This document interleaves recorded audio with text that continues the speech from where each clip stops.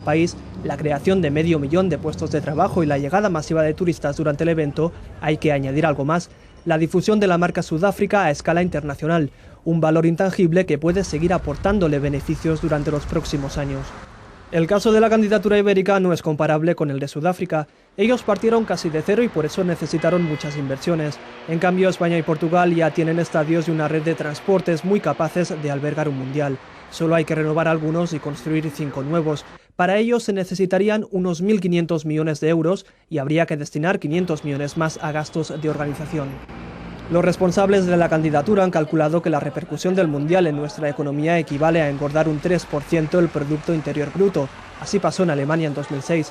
Las previsiones apuntan que el Mundial arrastraría a 1,5 millones de turistas, que se gastarían unos 700 millones de euros. Pero quien haría un negocio redondo es la Federación Internacional de Fútbol, que se embolsa parte del dinero de la venta de entradas y explota los derechos de retransmisión. En Sudáfrica ya duplicó sus beneficios.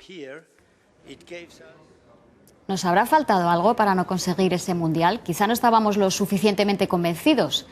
A lo mejor hubiéramos necesitado un entrenador personal, un motivador, como nuestro invitado de hoy, Miguel Pedrera. Hola. Director del Grupo Asertia, bienvenido. Gracias por estar en La Economía. Usted es lo que en inglés, en una palabra que utilizamos, es un coaching, un entrenador de empresas, de personal. Si usted hubiera tenido que entrenar a la candidatura española a los mundiales, ¿qué cree que le ha faltado? ¿Qué? Me pones en un compromiso, es un tema con intereses muy complejos, pero bueno, seguro que algo podríamos haber hecho. Vamos a hablar de cómo está el coaching ahora en España, que parece que está aumentando con la crisis, tienen más trabajo. Es curioso, pero un tema como la crisis a nosotros nos está viniendo bien porque hasta hace unos años la formación era más compleja de vender, ya que era una solución que muchas empresas no tomaban. Y ahora, bueno, pues el potenciar el talento de la gente que trabaja en una empresa es una medida que es relativamente económica y hay empresas que se están viendo obligadas a hacerlo, no por decisión propia, sino porque buscando soluciones acaban tocando también esta. Y póngame un ejemplo de un curso que le demanden ahora mucho. Este año hemos trabajado mucho la motivación. Cuando hablamos de que la gente tiene un equipo a su cargo, la actitud de pesimismo que nos está un poco invadiendo a todos hace que al final la gente no trabaje con la intensidad adecuada o con la actitud adecuada y se está trabajando mucho en ese aspecto.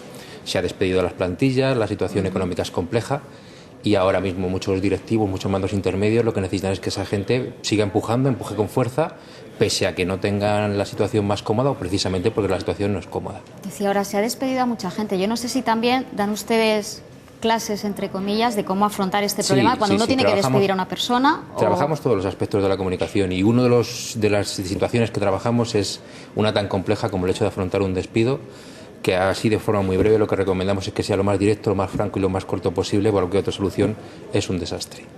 ¿Qué tipo de empresas se están contratando ahora mismo? Porque creo que antes de la crisis eran sobre todo grandes empresas. Nosotros empezamos trabajando para grandes directivos y grandes corporaciones, pero ahora mismo el potencial, el talento que te decía antes, cada vez es más claro que es una necesidad. Y estamos llegando a empresas muy pequeñas y de hecho un poco la característica del Grupo Asertia de nuestra empresa es que estamos democratizando algo que empezó siendo para esos perfiles tan altos y se está llegando a empresas muy pequeñitas que, bueno, en su sector, en su nivel, tienen las mismas problemáticas, las mismas dificultades para convencer, para negociar, para motivar o para trabajar con la actitud de la gente que trabaja ahí adentro, que es el elemento diferenciador que más se puede cambiar en una situación tan compleja como la que estamos viviendo.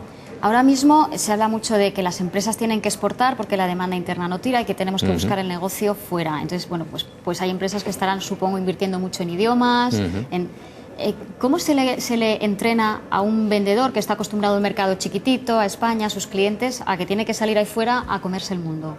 La situación ¿Eso me lo puede poner con un ejemplo práctico, como lo diga en la clase? Y además, cuando nos enfrentamos al mercado extranjero nos encontramos que mucha gente y en otros tipos de culturas este tipo de formaciones las tiene como una cosa muy natural. Si cogemos la cultura norteamericana, la gente es impactante, es directa, es motivadora, no tienen pudor, no como nuestro carácter, que también es un problema muchas veces, o luchamos muchas veces contra factores culturales. Entonces lo que le pedimos a la gente es que rompa, que dentro de un sentido común y una lógica y demás, pero que cambiemos muchas de las cosas que nos han enseñado hasta desde que éramos pequeñitos, que tenemos esas carencias respecto a culturas como la norteamericana, que muchas veces la ponemos como ejemplo de esa otra forma de hacer las cosas. Cuando usted llega a una empresa y entra a la clase y los empleados están allí, pues yo me imagino que le dicen, te vamos a dar un curso de informática, uno ya se imagina. Dicen, va a venir un entrenador, un coaching a motivaros. ¿Usted qué entra y qué es lo primero que hace? Bueno, primero romper que nos miran con aspecto como sospechoso, como diciendo, este señor qué cosas más raras nos va a contar. Y siempre le decimos lo mismo, nosotros le decimos lo que no vamos a trabajar en esa formación.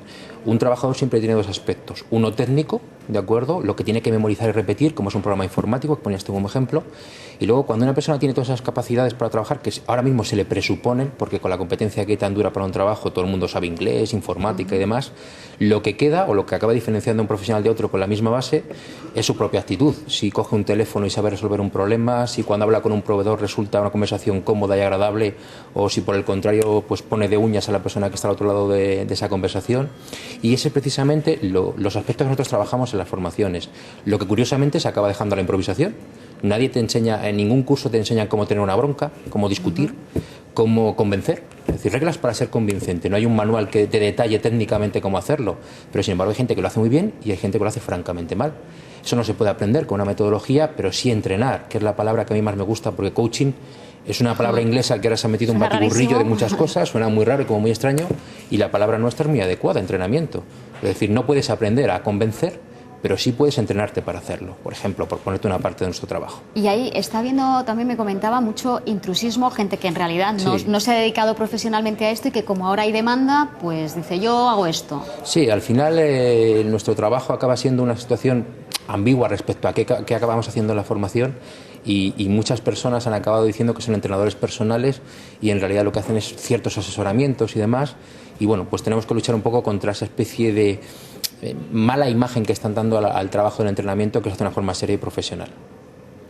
Le voy a dar una definición de coaching que leí ayer que me hacía gracia. Dice, no enseñan nada, pero preguntan mucho. Decía un señor que había dado un curso. Más que preguntar mucho, deberíamos hacer que la gente reflexionara. Es decir, el hecho de preguntar es para que la gente reflexione, porque lo que está claro es que si vamos a trabajar la actitud de una persona, si no llega a aceptar una idea de forma propia, por mucho que tú le digas o que tú le recomiendes que esa es la solución, no lo van a incorporar. Nosotros trabajamos con hábitos, trabajamos con costumbres e intentamos cambiarlas. La gente hace las cosas de una forma muy concreta y tú llegas e intentas revolucionar la empresa para que, cambiando la forma de hacer las cosas, se mejore el rendimiento económico, se mejore la productividad. Entonces sí que es cierto que necesitas que las personas participen mucho, se metan mucho, sea muy personal, nunca hay un PowerPoint en el que tú vas haciendo una exposición, sino que la reflexión sea propia para que al final la persona decida cambiar qué es lo que el gerente de esa empresa al final quiere, que haya resultados, porque si no acaba siendo humo, que es lo que muchas veces ha ocurrido en la formación.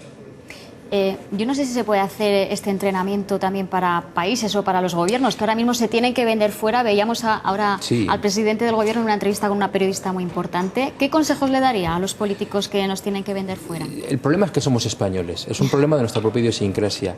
Te ponía antes el ejemplo de la cultura norteamericana, que son gente que no tiene pudor, no tiene... Pero nos tenemos que vender como españoles, como alemanes no nos podemos vender. Pero tenemos nuestras bondades, pero también debemos matizar alguna parte de nuestro comportamiento. Es decir, nuestra cultura se autolimita mucho. Somos muy cuidadosos, muy pudorosos para ciertas cosas y no consiste en que perdamos la vergüenza o la educación, consiste en que vayamos más lejos, impactemos más, seamos personas mucho más convincentes, mucho más decididas, tomemos la iniciativa.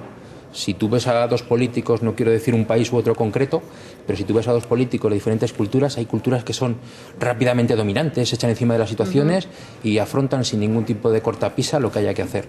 Y eso, por ejemplo, en nuestra cultura también es un aspecto que nos da trabajo. Es decir, el hecho de que nuestra idiosincrasia sea de esa manera hace que tengamos muchos puntos que pulir en nuestra forma de comportarnos. Pues tendremos que entrenar eso, ¿no? Exactamente. Miguel Pedrera, director del Grupo Asertia, muchas gracias. A ti. Hasta luego. Hasta luego. Bueno, hasta aquí llegamos nosotros de momento. Volvemos con más economía, eso de las 8 menos 25. La tarde continúa aquí en el canal 24 Horas.